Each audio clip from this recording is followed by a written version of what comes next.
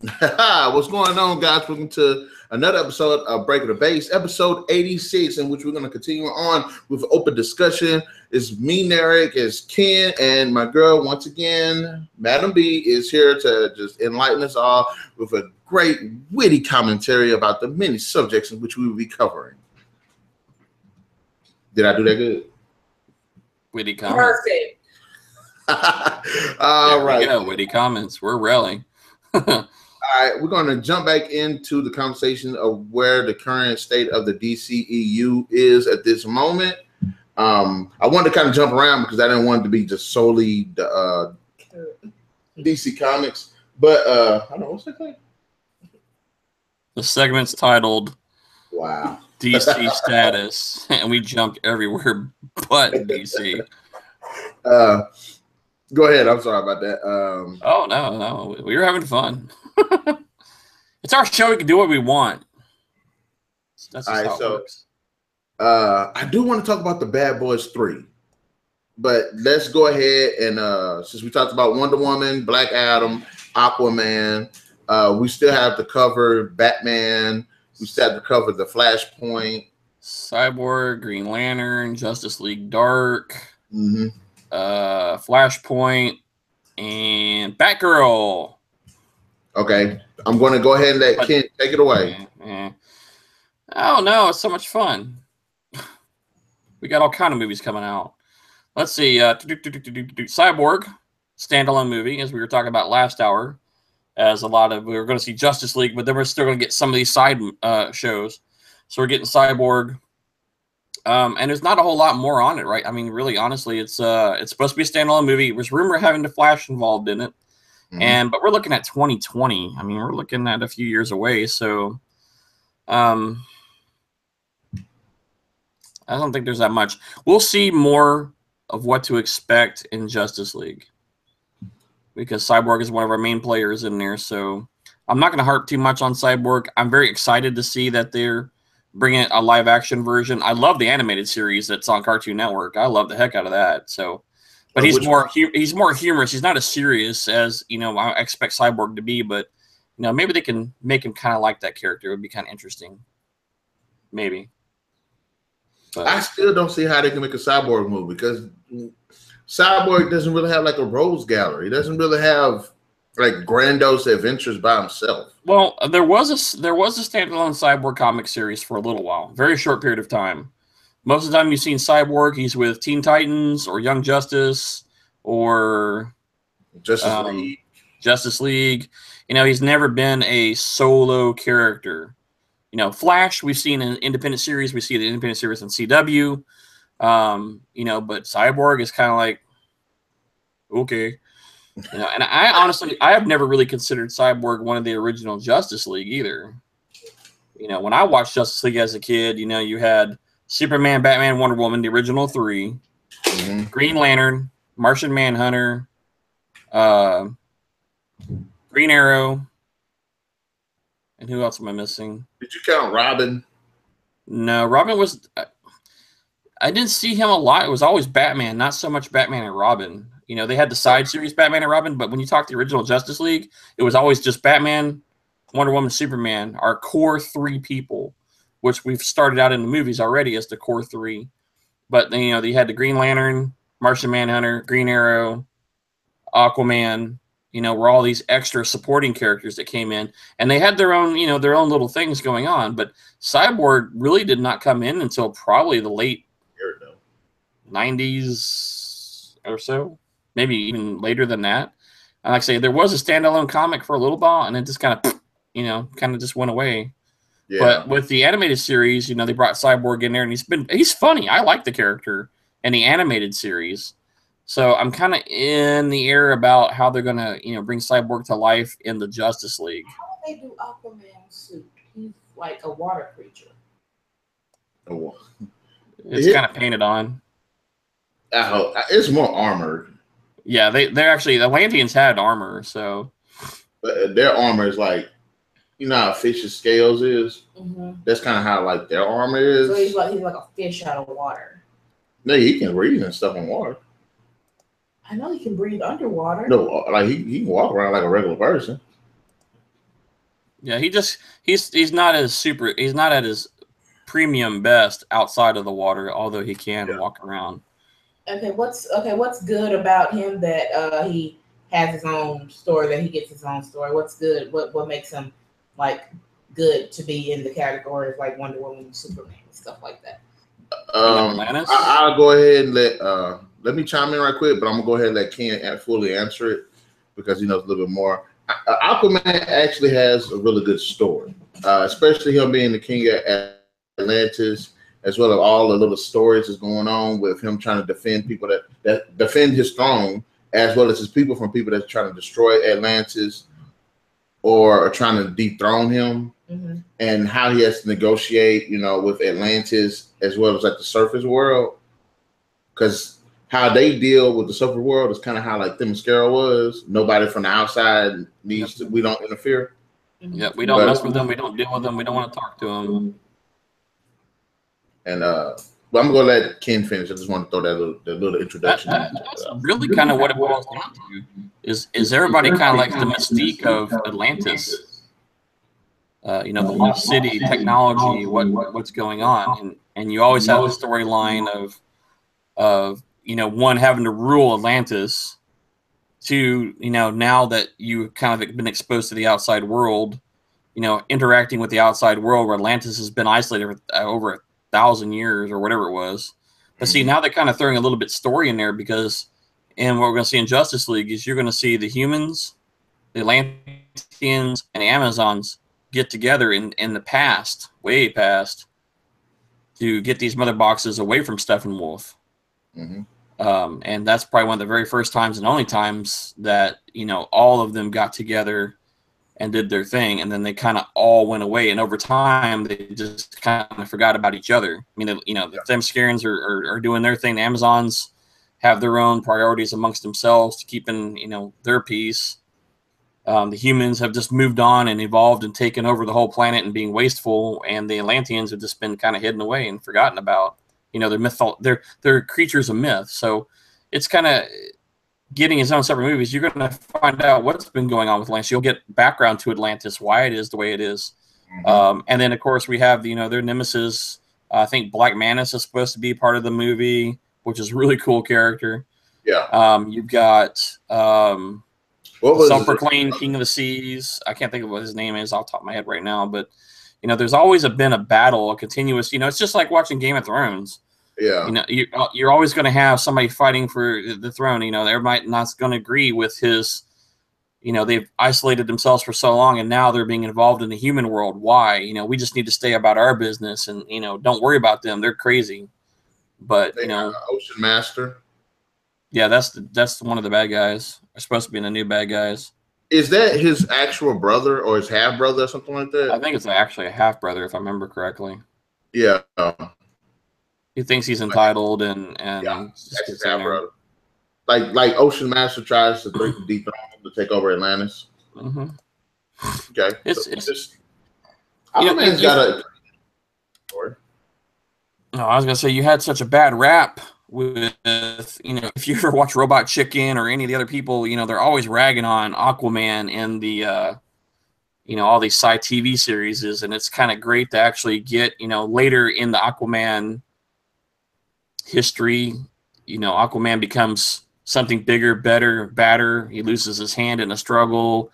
He gets to Triton. His mentality goes from happy-go-lucky to I'm going to kick your ass and take your name, and carry on. And it changed the whole dynamic of Aquaman. And so when you see Jason Momoa up here, all 6'6" or 6'7" of the guy, he is the hardcore, driven guy with a little bit of a soft spot, because that's why we see him in the show, every harvest or whatever he comes through. But it's great to get like a character who's been so obscured and so beat down over the years and give them something worthwhile to try.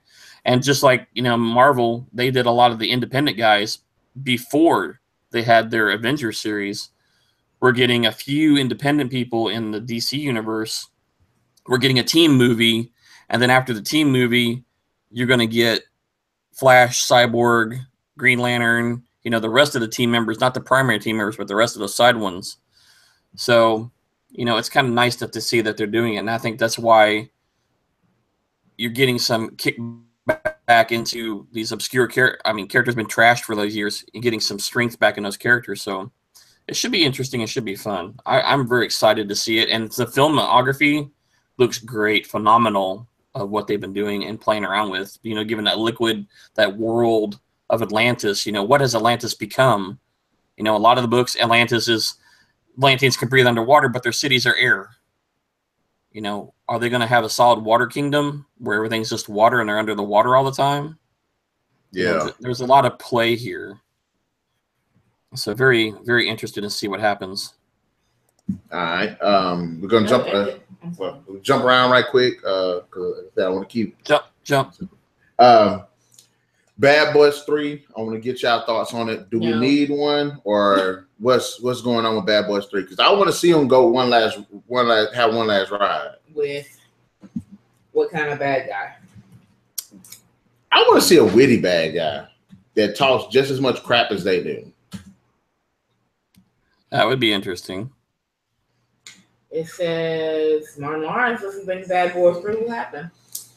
I heard it was like budget, because you know Will Smith, Martin Lawrence is a pretty well-known actor, but Will Smith is bigger. And I'm thinking, you know, because of how big he is, I heard at one point there was rumor that they were having money issues with him. Well, Will Smith's got a pretty full schedule for the next few years, so if they're going to do anything, I mean, they have a very small window in which to do stuff. Yeah. And I think Will Smith's on that spiral now. He's gone up there, he's hit that plateau, and now he's kind of like starting to do the dive. And now you've seen Dwayne Johnson, you know, from all these little roles, moving up. He's on that same path. So, you know, I don't think he's going to have too many draw movies much longer. I didn't think about that. That's a good point, actually. You know, so if whatever he's got, he's going to keep that momentum, and then he's probably got a few more good movies, and then he's going to kind of, you know, I mean, he may go longer. Don't get me wrong. I mean, I like Will Smith. I enjoy his movies. You know, not all of them, but I enjoyed most of them. But I think he's on that curve, heading that way. This man took up, and I ain't hating on the dude. This dude took up being cast as the genie in the Aladdin remake over Bad Boys 3. Bad Boys 3, the one movie he knows if he makes, it's gonna be a slam dunk. Okay, but he's got to have a good reason. Maybe he doesn't think that it will do good. I mean, they've got the audience. There is going to be a group of people who are going to go see Bad Boys 3. I would go see Bad Boys 3, but you know, sort of reluctantly, only because they would have to have a good, you know, and this would be it. This would be their last ride, so it's got to be good. Yes, they've got to throw some really good big star bad guys or a really good story to carry it on. You know, keep that humor. That's what made Bad Boys. You know, the humor between Will Smith and Martin Lawrence, and their chemistry is very good.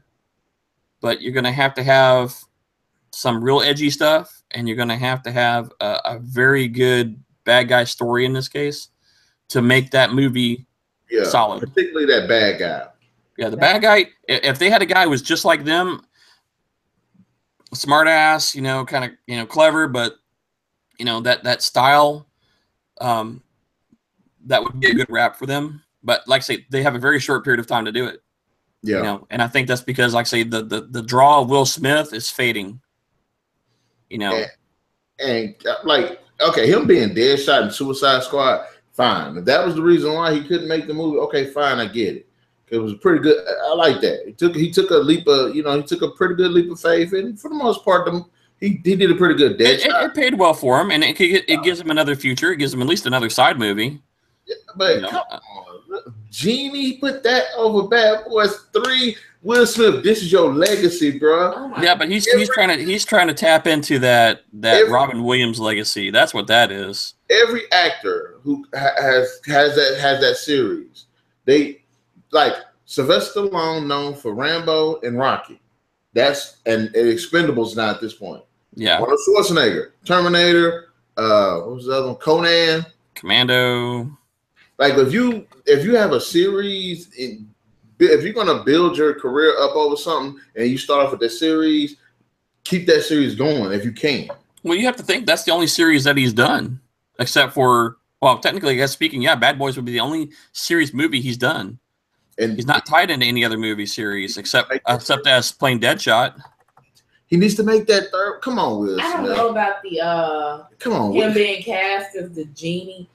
That's pretty big shoes to fill. Robin Williams, he was. No, I give Will Smith this. He can bounce around. If it's a comedy, it's a romantic. If it's an action, like a lot of his action roles are pretty much the same. But yeah, I think that what it is to fill those shoes, to try to fill that shoe that Robin Williams left, that hole, and trying to fit those big shoes that he left for the role. Because Genie's one of my favorite characters in any of the Disney movies. So, you know, I see why he would jump off and go to that over Bad Boys 3. But he's still got time and he's still got a little bit of room. I think he could squeeze Bad Boys 3 and then that'd be it.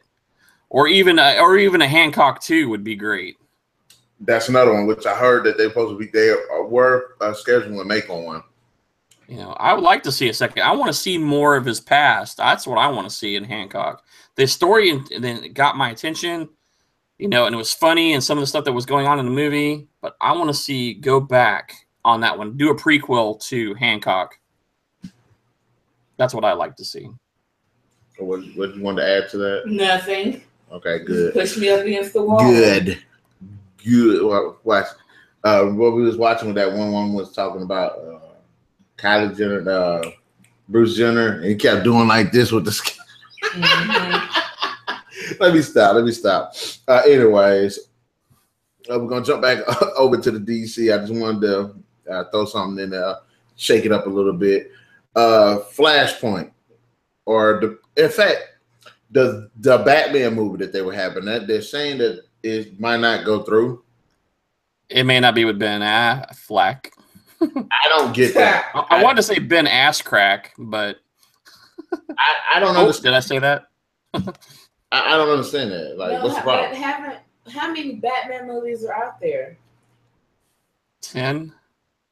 Like, just focus on him. 10. Okay, so what could they do now to make another movie? Batman has literally so many stories. It's stupid. Ra's al Ghul. Killer Croc. Well, we've already seen Killer Croc, but that would have to bring in I can't even pronounce his name. I'm not going to even try. The Riddler. So it would be. But we've seen these characters, though. They need to bring in somebody that hasn't been on the big screen. And the only one that would really be worthwhile would be the Detective Comics with Ra's al Ghul and Talia. They didn't have Killer Croc on the big screen yet. Yes, he did. He was in Suicide Squad. Oh! I was thinking about my bad. Okay, yeah. Let me shut up and go this way. He has a rogues gallery of bad guys. It's so stupid how many bad guys he's got. Okay, so it was just him up against some other bad guys. There are other stories, like in what was one of the stories? You got the Arkham storyline, which I'm not sure if that's actually an original content or if that's actually based off the comics. I think that was original. Deriving content off the comics, but it was an original storyline. Okay. They could do, it would be hell. They could do the Injustice movie, or the precursor to Injustice. Live action would be freaking sweet. Yeah. Oh, man. I mean, it'd be costly. It'd be like them filming Infinity War, but in a DC world. It could be it'd be cool. In the Batman Telltale series, that actually, like, it was bad guys that was focusing both on Bruce Wayne's life as well as Batman's goal, and they was actually breaking down Bruce Wayne's life like that. You know what I'm saying? You could go back and do some of the what do they call it? The Gothic series. It's been a while since seen it, but it's basically like Batman in the past, you know, Batman in the Wild West, or Batman back in the 1800s, you know, as kind of like a steampunky type Batman. That would be cool. That would be really cool. You know, I actually think I've seen something like that. Yeah, I mean, I know there's steampunk versions out there, but something like that, you could just take the character Batman, move him back into the past. I've seen where they've done like sketches of like the modern characters, like the Flash, what he would look like in 1910. Yeah. And it was really cool. But they had a Batman one that was really cool like that, and you could do something like that. I mean, there's such a plethora. Batman's probably one of the heavily I don't say re-imaged, but there's so much storyline to Batman than there is of any other character other than probably Superman. Look, you could have Batman fighting Black Mask. Oh, already got it. I just thought about it. The Red Hood. Yeah, you could bring Red Hood in there. They made it. They said in the Suicide Squad, I think it was Suicide Squad or Batman v Superman. You had the Joker sprayed up on the Robin costume. Yeah. That right there. It could be a Red Hood movie. You could very well. You could do a takeoff of what actually, I mean, there's so much we could throw in there, but I mean, Firefly, Black Mask. Yeah, you have a very long list of bad guys that have been made over the last 50, 40 years. Mm-hmm. So, I mean, I would like to see. I would like to go back, have like, what was it? Not Justice League. What was the series on Birds of Prey? That series was kind of bad, man. Well, no, what I'm saying is, remember how they kind of went back into the past on one of the episodes to where the original, what was it called, the All-Star League, with the when Hawkman was still there. Well, the previous incarnation of Hawkman, Dr. Fate, Star Spangled Banner, the old classic characters that kind of preformed the Justice League. Was it JLS, Justice League Society? I don't know. It's been a minute since I watched it. Okay, it's the precursor to Justice League of America, but it was back in the 1940s and 1950s. You could do a whole series on that alone. I mean, there's a lot of really cool stuff back then. They called it the Golden Age of comics. So you have a lot of pool to pull from. The freaking train drive through here. God. Oh, did that train ever make it through that I told you was coming earlier? I have no idea. It probably that train's coming your way. It passed me. I said, it's going to hit you anytime now. I'm actually about this, jumping around once again. How true this is, and I'm going to look it up while we're talking. But Priyanka Chopra has plans for a female James Bond. Okay. We've had a lot of gender bending going on lately. I would give it a shot. I'm kind of on the fence about it, and it's not because of the whole film, but it's like, okay, again, they're pushing it a little bit too hard. It'd be different if they said, okay, if we're gonna have a James Bond movie, how about we put a woman that's equally as skilled as James Bond with him, maybe even to the point where sometimes she does something that might save his life. Or an equal, instead of, still keep the main character, James Bond, from Sir Anthony, I can't think of his last name's books. Yeah. I could actually go, well, it's like everybody fighting over the Doctor Who. The new 11th Doctor is a woman. But it's like with that one, they actually had like a reason. It actually made sense. Because he can regenerate. He can even regenerate into a different incarnation, so it did make sense. Yeah. So you would still like to keep the hardcore James Bond, but give a more stronger female supporting character. She making faces at you. I got to rant, man. I got to rant. We got. Oh crap! I'm sorry. You see, look, you have me here. Otherwise, I'm thinking Ken might know about it. I don't know. Go ahead and tell him, babe. Alien Covenant 2/Prometheus 3.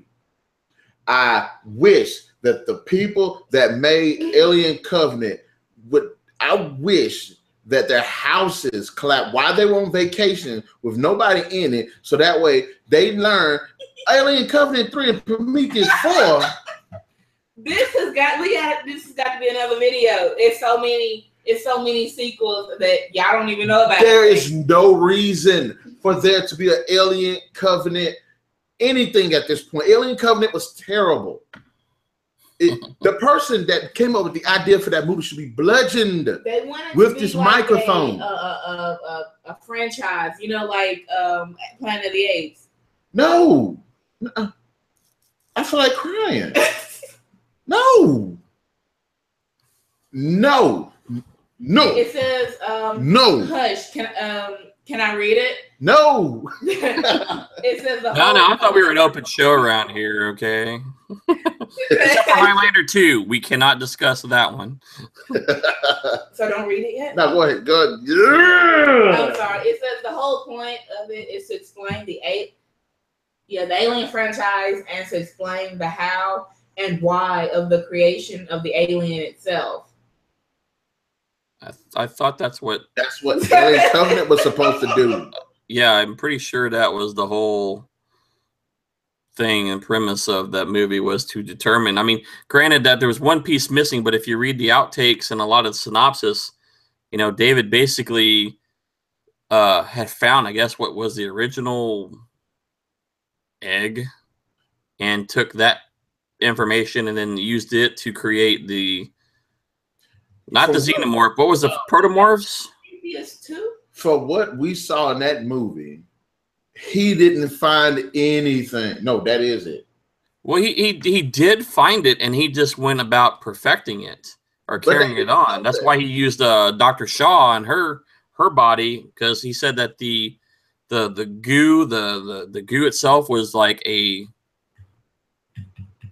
medium of construction that would rearrange matter or cells. I mean, that's why you see the chest bursters come out, because it's basically rewritten and created a completely new form based on its hosting system. American Pie 5. Hell no. Damn, they should have stopped that movie a long time ago.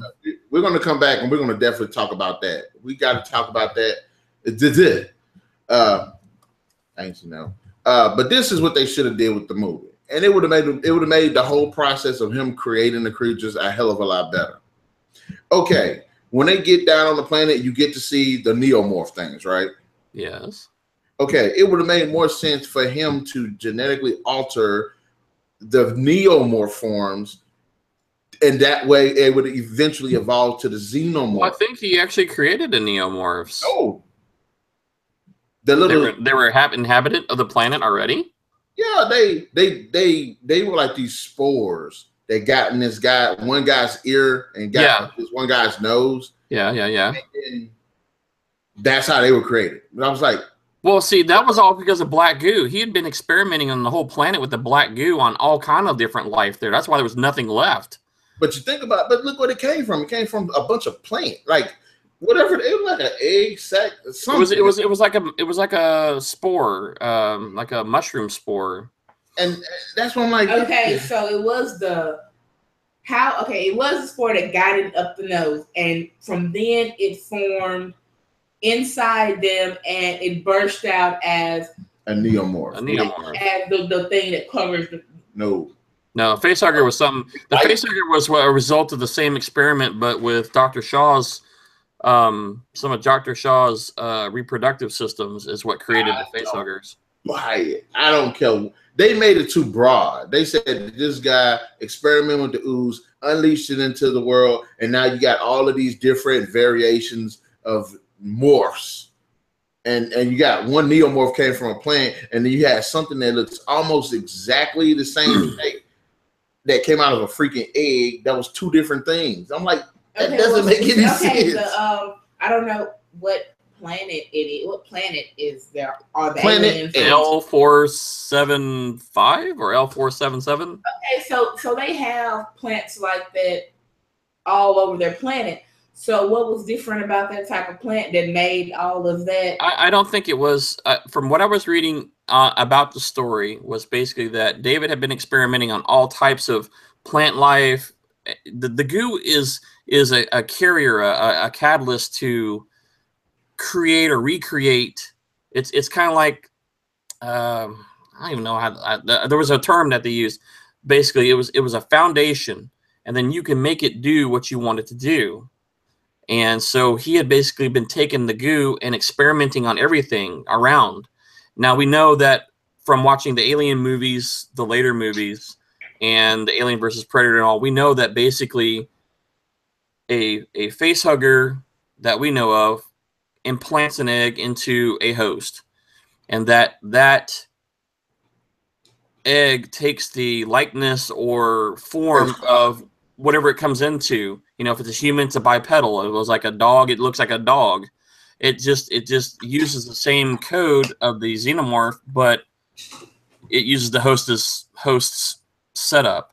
It just rewrites it. And so what he's basically been doing is this is the forerunner to what we've seen in the movies. He's found the goo. He's been playing with the goo, using it to rewrite things and see what happens as a response. And then he said, particularly in one of the excerpts, that the goo likes humans. It loves human body DNA. And that's why he ended up using Dr. Shaw to make that next step in evolution. So the guy who got the neomorph was simply by an experiment on those mushrooms or whatever it was, and that stuff got in him. But and this one I understand. Boom. If they because like one thing that they didn't explain was there was literally no animal life on that planet. Yeah, he killed it all or experimented all on it. But this is what I'm thinking. Okay, if that's the case, then the neomorphs should have already been down there. Well, it depends on what the critter was. And that's what I mean.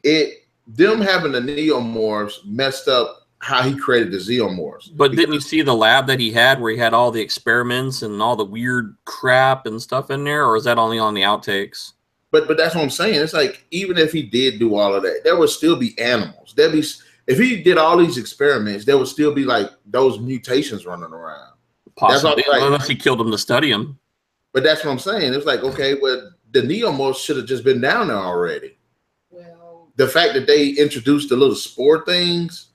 Well, he didn't have any other humanoids because he's not affected. I'm talking about like just any animals in general. Kind of like when you like on the Alien homeworld in the comics, there are different variants of the aliens. Even though they might kill everything, they still are different variants. Like you have some that fly, you'll have some that move kind of like snakes and stuff. Yeah. Yeah, like that. You know, there would have been more infected creatures. But you didn't see none of those. No, I think they probably gave it to the eeriness of creepiness or, you know, throwing into the story. But a lot of that movie, though, like for me, I've never seen the movie. I've seen parts of it and I've seen clips and stuff. I was reading into the story and the background of the story. So that's why a lot of that stuff makes, I guess, more sense to me because I was reading about the questions that you're asking. Yeah. They answer a lot of that by reading in the outtakes and the extras and the stuff that Ridley Scott has provided and put in the background. So it makes a lot more sense when you read it that way. But if you watch the movie, I agree with you. You would not understand half the stuff that goes on that has happened with David and the engineers and the xenomorph and neomorph characters. There's a lot of gaps in there that are missing right now. Yeah. And I could understand if he experimented and created the xenomorphs and then the xenomorphs killed the engineers. But that's not how it went. No, he killed the engineers pretty much outright as revenge. Yeah, I was like, wow, okay. That makes he just gooed them and just melted them down. And the few that probably got away from that moment are the ones that you see dissected throughout his facility or lab or whatever you want to call it. Which I don't understand how he could do that. The engineer's like twice his size. He's a robot. What happened to him the first time he met one? Ripped his head off. Yeah. Well, they said filming was going to start within the next 14 months. No. They said it'll give him time to put more into it. No. Yeah, they just need to kill it. They're just done with that series. They actually had a sequel with Ripley and Hicks and Newt coming back. They pushed that aside for that crap. But would you watch the movie with Newt in it? Yeah. I mean, at this point, they're not going to be younger. It would be like watching Riddick. I mean, I like Riddick. I do too, but I mean, it'd be like, reintroducing the girl who survived the first time in a prison. In this case, it'd be something slightly different. Or what if they made it to Earth? What if there was a small section of Earth that had, when the big ship crashed and something actually did survive and started doing its thing? And I think there's actually a comic series on that. Well, if they made it to Earth. They had a book series on that. Yeah. It was called Alien Earth Hive. And halfway through the book, they made it to Earth. Okay, we were just talking about this, and it says they already have a release date for Bad Boys 3. See, they were talking about it, but it's been up and down for the last several months. They said 4. They don't need to be a 4. That's it. If they're going to make a third one, fine. Finish the series after that. But of course, it's just people talking. But they said Sony is planning to release Bad Boys 3 November 9th, 2018. That's the problem, Sony. But if they can make a Rush Hour series, if they can make a Lethal Weapon series, if they can make a Die Hard series, they can make a third Bad Boy movie. That's it. That's all they could. And call it that, though. Just be done. That's it. The third one. We'll be fine after that. A lot of us will die happy. Okay, what about and the reason why the Avatar is taking so long is because he's doing 5. That's a problem. Yeah, they said he's doing 5, and he's going to release them. He's going to release 1 each year. Oh, that sounds vaguely familiar. That's a problem. It's not going to work. It's not going to work. Like Lord of the Rings took like 5 years to film, then they released 1 every 2 years. But that one was already based on 3 books. Yeah, Avatar is completely fictional, like no basis. It's whatever that comes out of his head. See, that's a problem. And I don't see where they're going to go with Avatar. I mean, the first one was like, okay, great, nice to see movie, but now what? 2 is going to be expected around 2020 with Avatar 3, 4, and 5 following on every second Christmas after that. There's no reason to have it. Especially the way they got it planned. Kill it. Stop it now. Yeah. If you're going to make a series, the thing what you're supposed to do is you don't make a series to make a series. You make a movie, a good movie, and then if the movie does well and you can add additional content to it, then make a sequel. But you can't just plan out a whole series. He had already had a whole bunch of stuff in his head anyway. If you watch a lot of the side stuff for Avatar, there was like there's a whole nother section, like a water world or something like that, part of it. And then there's like some outskirts, and I'm like,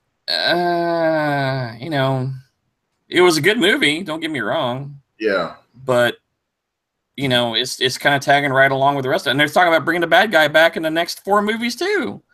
Yeah, how? He is a dead man. He is toast. How is he coming back for 4 more movies? Yeah. I don't get it. 4 Avatar sequels have release dates.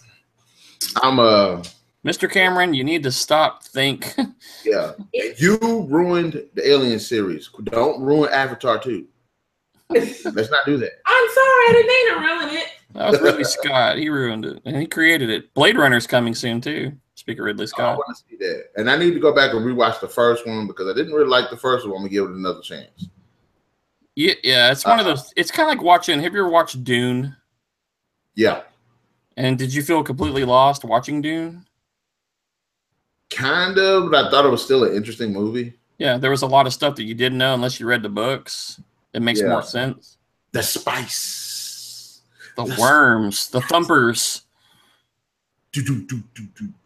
Muad'Dib. My voice is a killing word.